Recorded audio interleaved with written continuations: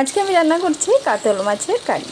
তো দেখো এদিকে কাতল মাছ ভাজতে বসে দিয়েছি, আর এদিকে দেখো আমার মশলাটাও হয়ে গেছে। আর এই দেখো একটু লাল লাল করে মাছগুলো কিন্তু ভেজে নেব। আর আজকে আলু দিয়ে হবে না, মাছটা একটু মাখা মাখা করে হবে, যেহেতু টক ডাল করেছি, যার জন্য আজকে কাতল মাছটা একটু কারি করব। তো দেখো তেলের মধ্যে দিয়ে দিলাম তেজপাতা, শুকনো লঙ্কা, গোটা জিরে। এরপর একটু নেড়ে নিয়ে এখন আমি দিয়ে দিচ্ছি বেটে রাখা মশলা। এই বাটা মশলাটার মধ্যে আছে আদা বাটা, কাঁচা লঙ্কা বাটা আর টমেটো বাটা।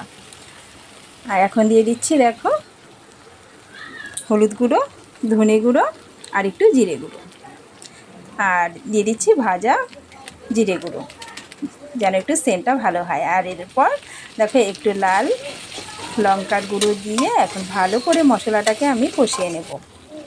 দিয়ে দিচ্ছি এখন মশলার মধ্যে চিনি। জানো তো মশলার মধ্যে চিনি দিলে পরে যে কোনো রান্নায় করো না কেন কালারটা খুব ভালো আসে। আর এখন দেখো জল দিয়ে আমি এখন মশলাটাকে কষিয়ে নেব। এরপর দিয়ে দিচ্ছি কিছুটা পরিমাণ নুন, এরপর সামান্য একটু দই ফেটিয়ে দিয়ে দিলাম, এই ধরো 2 চামচের মতন দিয়ে আমি এখন মশলাটাকে ভালো করে কষিয়ে নিয়েছি। তো দেখো সুন্দর করে কষিয়ে নিয়েছি আর তেলটাও কিন্তু ছেড়ে এসেছে। এখন আমি দিয়ে দিচ্ছি পরিমাণ মতো গরম জল। একটু গরম জল ফুটিয়ে নিয়েছি।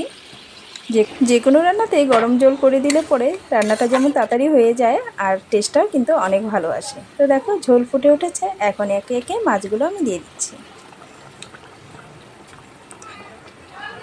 আর এই রান্নাটা কিন্তু খুব একটা মশলা দিইনি, দেখেইছো খুব কম পরিমাণে মশলা দিয়ে রান্নাটা করছি, যেহেতু খুব গরম পড়েছে।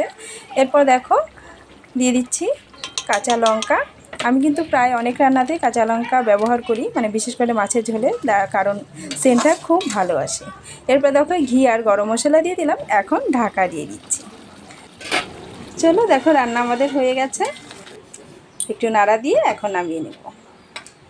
আর এরকম রান্না করে অবশ্যই খেয়ে দেখবে, একদম পেঁয়াজ রসুন ছাড়া রান্না করেছি, গরম গরম ভাতের সাথে খেতে দারুণ লাগবে। তো টাটা।